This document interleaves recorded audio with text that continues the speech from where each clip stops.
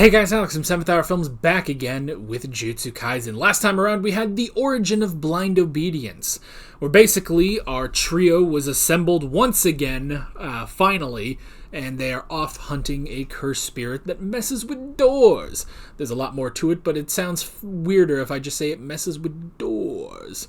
Anyway, they managed to find the, incomplete domain of the cursed spirit, but then a cursed human that was created by Mahito arrived, so Itadori's going to take on that, and Fushiguro and Kugisaki are going to take on the cursed spirit, and that's pretty much where we left off. So, like always, the reaction is down in the description and in the pinned comment for your viewing pleasure, so let's go ahead and jump right into this episode of Jujutsu Kaisen. Here we go.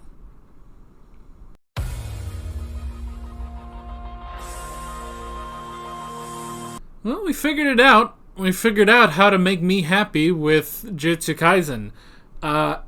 Focus on the way more interesting character than the main character. Man, how many times does this happen? Like, why is this a thing in anime, you know? Like, look, I give Vinland Saga a 10 out of 10. The weakest thing in Vinland Saga, at least right now where I'm at, towards the end of Season 1, is the main character. Like, and that's kind of by design, I think, at least with that. But I mean, why is this a thing? Like, so many anime, the main character is just not interesting enough, you know? Like, why isn't the show about Fushiguro, you know? Although, as a counter, it's entirely possible that this show, like, it wouldn't be as interesting because, like, I enjoy Fushiguro more because I don't have him all the time, you know? Absence makes the fart grow fonder. the heart grow fonder. That's exactly it. I always spend so much time away from my love. Let me just turn into Gojo for a sec. If I lost 100 pounds and spray painted my hair white, I could be Gojo. With a beard. I don't know. I love how quickly Gojo changed as well. Like, I assume he just had... Yeah, I guess he probably just had that button-down shirt on. He just took off his jacket and switched from his blindfold to his sunglasses. You know what I love? I love that his blindfold and his sunglasses dictate if his hair is up or not. Like, if he wears the blindfold, his hair shoots up. But if he wears the glasses, then it just, you know, hangs down over his face. So, I don't know. Fushiguro. I mean, it's exactly the same thing as, like, with Sukuna, where Sukuna himself is like, I'm really interested in this character. He's far more interesting than the other whelps that are in this show. I mean, that's exactly it. He's just, he's so much more interesting, man. I don't know, man. But hey, we got another good episode that didn't have to be ridiculous, you know? Like, there's a good sign. Like, we had a good episode that didn't have to be ridiculous, you know?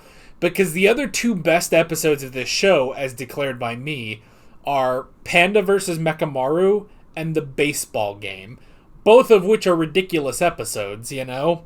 So I'm glad to have an episode that's not ridiculous, that's just as good, you know? So, interesting stuff with Fushiguro that he can't achieve. He can't give it his best.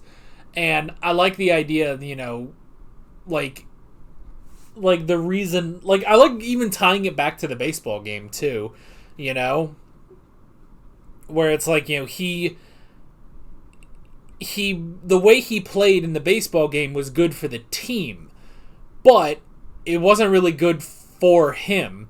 You know, Itadori went for the home run. Gojo would have gone for the home run too, you know? But it's the same thing that he doesn't... Like, I like how Gojo says it. It's like, you know, be a little more greedy, you know? Act in your own act as, more selfishly as a Jujutsu sorcerer, Like, don't concern yourself with others. Just go and reach for the top, And he finally was able to do that, and he had a smile on his face, which was good. And yeah, he finally did his own domain expansion, which, I mean, how many other characters have we seen do that, actually? Like of the good guys, Because we've seen, Jogo do it. We've seen the incomplete domains, which is what Fushiguro's was anyway. But still, like, we haven't really... I don't think we've seen any other hero aside from Gojo attempt a domain expansion, I think, Unless I'm forgetting someone. I don't know. Like, because we've had, like... They've pointed out that, like... I think Nanami can't. I think that was something they said, because when Mahito did his... That was the whole thing, was that Nanami didn't have a counter to his domain expansion. But luckily, it's that Sukuna was able to get in there, basically. So, yeah, I don't know. I don't know if we've had any other character... I'm gonna sneeze. Okay, I'm good. I don't know if we've had any other character, like, of our good guys, do a domain expansion or attempt a domain expansion, So, and that's the thing, because he said, it's not complete, it's an incomplete domain, and, it's sort of rudimentary, but, like, it's still, that's a domain expansion right there, And I love mixing in all of his animals as well, all of his shadows. Because that's the thing, he said, like, don't focus on the shape, just focus on releasing the shadow energy once it's been built, Like, let the form come after, and that's essentially what his domain was. And then we had interesting stuff. I like how... and again, just his philosophy is so interesting, Like, I like how he says, I hate bad people, because they stand all high and mighty over everything and do such terrible things. But I like how he also says that he hates good people, too, because they forgive. And essentially, I mean, that's true. It's sort of, almost an enabling sort of thing, Like, oh, well, a good person who's too good will go around and forgive. It's like, well, that doesn't necessarily stop it. Yeah, like, essentially, this isn't a perfect metaphor because he's not like that, but it's almost the argument of, like, should Batman kill the Joker? It's not that Batman is forgiving. That's not, we're not questioning that, but it's more of a... Fushiguro would look at that and say, I would kill the Joker, Like, he would do that if it meant, getting rid of that. Like, he would have no qualms about that. Now, Batman's qualms are not about forgiveness or anything. He has a whole different set of qualms. But still, it's like, Fushiguro would look at the situation of, should Batman kill the Joker? And he would say yes, even if, no matter what, it's just yes, because that would help, basically. So I like that. I like that sort of distinction. Because, I mean, I feel like you don't get too many characters like that are middle. I mean, I'm sure there's 10,000 of them at least, but a sort of middle character. I made the joke, oh, we need more mid people, but you've got characters that are just truly bad, truly evil, and you've got characters that are truly good. I do like focusing on that more, I guess, sort of realistic, almost human aspect to it, of going down the middle, being selfish, I like that. I've always liked his philosophy of, he doesn't just save everyone, he saves who he deems to be worthy of being saved by him. Is that selfish? Yes, it is. Yes, it is, and he fully acknowledges that, But I like that. I like that idea. You know, it's very real. It's very human, you know? I mean, if anything... no, I said I wouldn't. I can't be bringing up other anime every episode, so we're just not going to say it. But I just like that philosophy. Although, he does, acknowledge... He does acknowledge, why his sister was like that,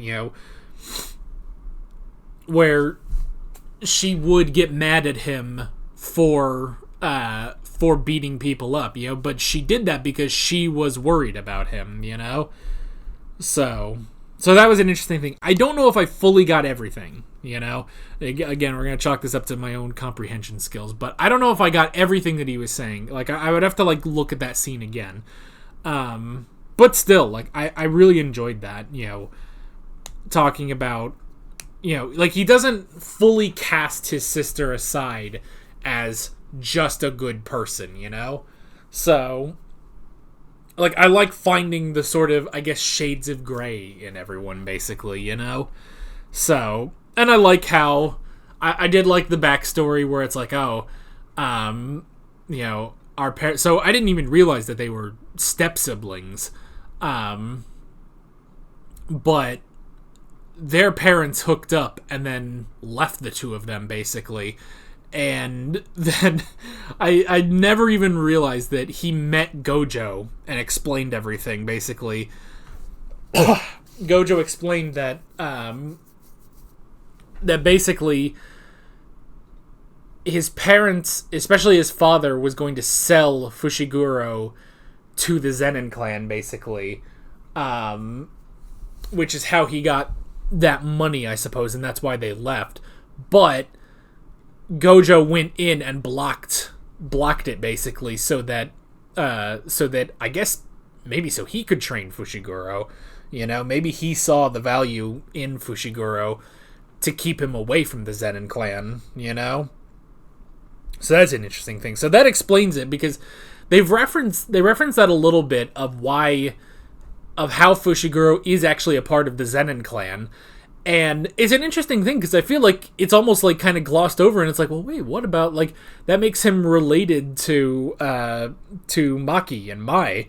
But I like how they explain it here, basically, that he is technically a part of the Zenin clan, but he's also just not, he's not actively a member of the family, basically. So I like that. That's a really interesting thing.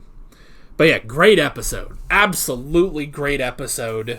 And I just want more like this. I hope, you know me, I've got my fears. I've got my fears about this show, especially about Fushiguro and Kugisaki. But then we get an episode like this, and my fears are quelled a bit. Still holding out on Kugisaki, but with Fushiguro, it's like, okay, the writer still is interested in Fushiguro, thank goodness, And we still get some silliness with, it's like, oh, I can't really have anyone looking at my back, so if you look at it, I'll have to kill you. And then Itadori just bursts through. It's like, whoa, you got a weird face on your back. So that was funny. And I'm interested to see where we're going with this. So yeah, good stuff, and I'm excited to see where we're going. We got one episode left this season. Isn't that crazy? Next episode is a season finale, and then I guess we're going to watch the movie. Oh, boy. But that is basically it. With all of that being said, I'm Alex from 7th Hour Films, and I will see you guys next time. Take care. Alright guys, thanks for watching this video. There's a bunch of links on screen if you want to go click around any of those. There's a playlist with all of my Jujutsu Kaisen reactions, as well as another video you can go click on if you want. There's also a subscribe button and a Patreon button on screen, as well as other links in the description if you want to go check out any of those. See you guys later.